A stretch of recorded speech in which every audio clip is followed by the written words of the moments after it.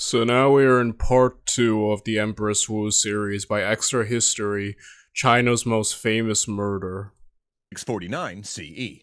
Once, Lady Wu lived in the palace. Once, she attended the emperor and flirted with the prince regent. Once, she was known as the Fair Flatterer, a nickname comparing her to a popular ballad. But now she sits in the Buddhist convent, her emperor dead, her hair shorn, and her life over. Her lover, the new emperor, had promised to send for her, but as she watches the leaves outside begin to curl and fall, she worries that she too will dry up and die here. She writes him a poem.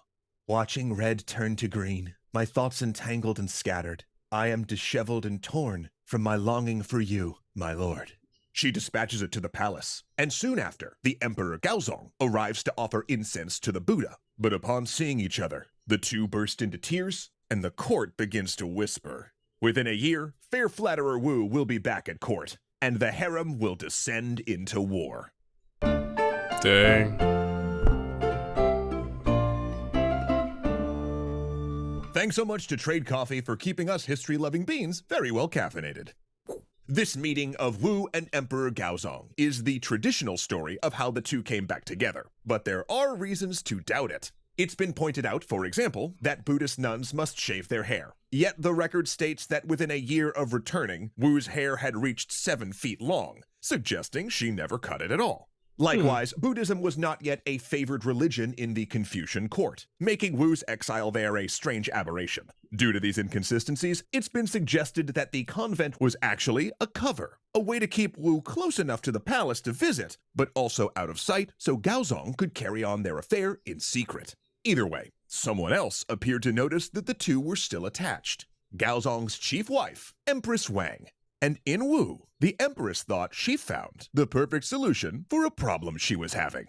See, Empress Wang was a high-born, smart, and refined lady. A good wife for Gaozong, but she wasn't really a good match for him personally, and she didn't seem to be able to have children. This made her position incredibly precarious. Her main job... Yeah, that's the thing though. Like, I think in a lot of history, a lot of the main job between, like, I don't know, like, the wives, like queens and empresses, is to have like an heir, to produce heirs, and to not be able to do that would immediately put her in, like, assuming that's no different in China, as he's about to explain, right? To not be able to do that would have to be like, probably make your position more, how do you say, dangerous, I suppose, or the idea of potentially, I'm not sure if you could like remove an empress from power under that pretext. I know in history it's been done in other places, like, oh, my wife is barren, I need to divorce her and get a new one or something like that, especially if, like, the concubines are having kids and the chief wife isn't. That's like a pretty bad look. So I'm wondering if she's about to like use like kind of like a surrogate example, you know what I mean? Like, well, if I can, maybe someone can for me. Like, I'm wondering. Job was to provide an heir after all, and that wasn't happening. In fact, she was so worried about being demoted that she took the drastic step of adopting the children of lesser concubines to give herself legitimate heirs. But the biggest threat to Wang was from Gaozong's favorite concubine, pure consort Xiao. Not only was Xiao more beautiful and amenable than Wang, but she'd given the emperor 1 son and 2 daughters. Worse still, that son was a straight-up child prodigy, real crown prince material, and Xiao had riled up a court faction that was pressuring Gaozong to name her son his new heir. So in Wu, Empress Wang saw a weapon to break up this love triangle. Move Wu back to the palace, and Gaozong would spend all of his attention on her and forget about Xiao. And since Wu had been... But, knowing that Wu becomes the Empress, that actually, I think, would end up backfiring even more, right? Since Wu's gonna be the new one to take complete control. Gaozong's father's concubine, and any union between them would be legally incestuous. Wu could never be promoted to replace Wang. Huh? Now, if you were sitting at home thinking this sounds like a horrible plan, well, that's because it was. But let's keep a few things... The reason I say is because of the hindsight of knowing how Wu eventually becomes super powerful. in mind here. Firstly, these three, Gaozong, Empress Wang, and Xiao, were all in their early 20s. So like basically imagine them as a bunch of college juniors, and this plan's logic kind of makes a little more sense, right? Second, they weren't used to palace intrigue. I mean, Gaozong was never even supposed to become emperor. He was the third soft son of Taizong, whose two older brothers were jockeying for the title of heir. But their rivalry became so intense that they'd both, independently, hatched plots to depose their father and gotten banished to remote border postings. And look, I know you'd like to hear about that as well, and honestly, you kinda should. Because, oh boy, that story is just full of the juiciest juicy juice. Like there's secret gay lovers, murder plots, and people dressing up as Turkic nomads. But if we stop this series and detail every subplot of palace intrigue, this series would last a lifetime. AKA, too much tea to spill. This is Imperial China after all, they have a lot of tea, heck, they invented it. Getting back to the point though, both Wang and Xiao had joined Gaozong's harem when he was the third son. And now this high-pressure environment of plots and intrigue surrounding an emperor was very new to them. Operations manager, before you spend another... Who returned to the imperial harem as a handmaiden to Empress Wang, where the empress could keep tabs on her and get FaceTime with the emperor when he saw his old favorite. And at first, it worked. Xiao's hold on Gaozong lessened as he became re-infatuated with Wu, showering her with gifts. But what Wang didn't realize was that Wu had already spent 11 years in the imperial harem, and in that time had learned to be quite the canny operator. For instance, instead of eating the sweets that Gaozong brought her, Wu shared them with the servants of the harem. Rather than wear the fine jewelry he lowered around her neck, she used it to win the loyalty of other concubines or by influence among court factions. Okay, good. She's playing the game essentially, right? Like, yeah, she's playing the game of politics. I'm telling you, like, I think, like, from what some little videos that I've seen, that, like, the life or court life of concubines can kind of be its own, like, battle zone or war zone, and basically it's a, like, own Game of Thrones-esque, like, maneuvering, and, like, it was dangerous for the most part. So it's really cool to just see, like, how much, like, you almost need to be very cunning and very, like, ruthless to survive, huh?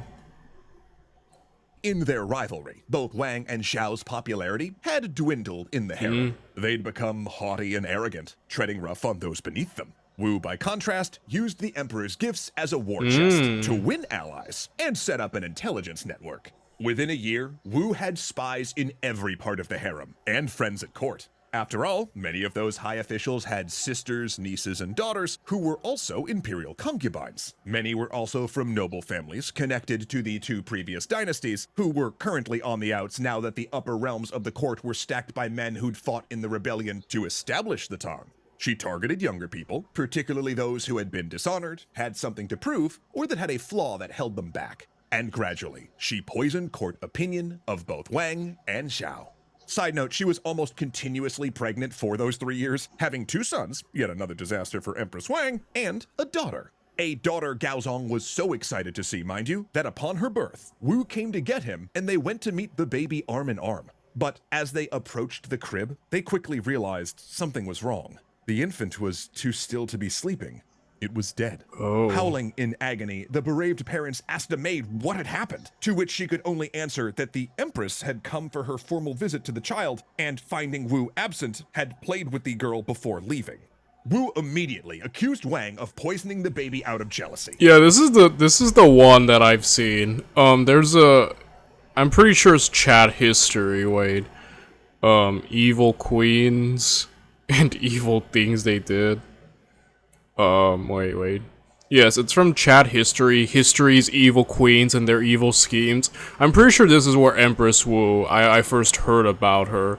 And, you know, like... So, like, the telling in that video, and that some of the stories I've seen, is that Empress Wu killed her own baby to get the one-up on her rivals. And I don't know if extra history is about to say that that's true, or that's probably another exaggeration, you know. I'm kind of interested in hearing about what he has to say about this. I don't know. But if she did, though, if that were true, then yeah, that's cold-blooded and ruthless, dude. You know? Now, later tales speculated that Wu killed the child herself in order to frame Wang for its murder, but a far more likely explanation is that it simply was a tragic but not uncommon case of crib death that then Wu turned to her political advantage. Either way, the slander worked. Wang lost favor and was tainted by the scandal, while Gaozong began to talk openly about demoting Wang. At first, he discussed simply promoting Wu to a new rank of chief consort, which would sit between full empress and second-rank concubines, but soon he was discussing replacing the empress herself. But to do that, they would need the assent of the ministers, the old guard, Taizong's companions from the war, who still ran things. And man, oh man, did those guys distrust Wu, and quite frankly were disgusted with her background. So Wu turned up the heat, having the emperor host lavish dinners for them, where he plied them with gifts, and she activated her agents at court to bring more pressure. The break came when she enlisted an aristocrat known for being, to put it in mild terms, a sneaky little snake. Cat Lee, he was called, the sword in the smile, both nicknames coming from his duplicitous nature. He was the one who openly proposed the change, but the ministers resisted until Wu delivered the coup de grace on both of her rivals. An agent told her that the Empress and Consort Xiao, joining forces against a common threat, had been practicing witchcraft against her, sticking needles in dolls to try to kill her with Taoist spells. The use of such magic in the palace was a capital crime, considered as serious as trying to stick the Emperor and his chosen consort with real-life blades. And that was that. Empress Wang and Consort Xiao were stripped of their ranks and exiled deep into the palace. And 5 years after returning to court, Wu took the position as Empress at Gaozong's side. And wow. Dude, I'm telling you, like, the court life is so intriguing. And yeah, she essentially, like, just played the game of politics and overcame.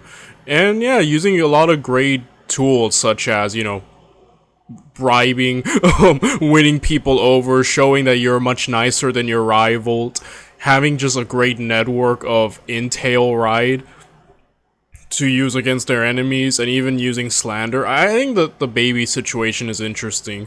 Either that she killed it herself, or that it happened to just be a natural death, but she still used it to get the one-up on her enemies. Either way, still both, like, incredibly cunning, but also ruthless in its own way, you know?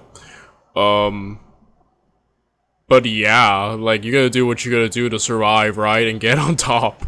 So, I respect the hustle from Wu.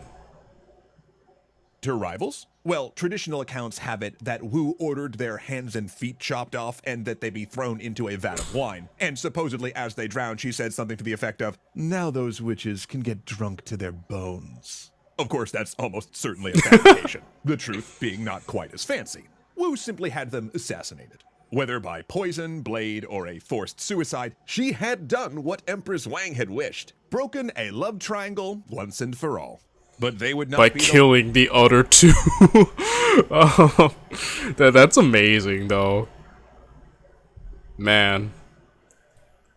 last rivals she had killed, because she had an empire to run. And as we're gonna find out next week, empires are lubricated with blood. Unless, of course, you're talking about the extra history empire, that is, which I can tell you from first-hand experience is entirely lubricated with delicious coffee from trade. Okay, I think the video's done. Alright, I'm looking forward to seeing what political achievements and reforms she achieved. So, yeah, I guess I'll see you guys there tomorrow.